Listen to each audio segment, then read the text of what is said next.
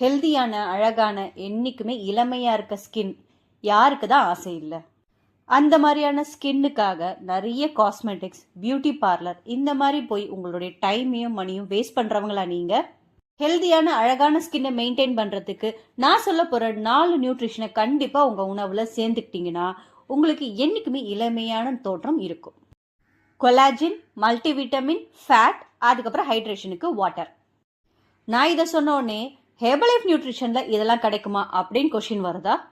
யூஸ்வலா ஹெர்பலைஃப் ஷேக் எடுத்தாலே ஹெல்தியான ஸ்கின் இருக்கும், பட் ஸ்கின்னுக்கான ப்ராடக்ட்ஸும் இருக்கு.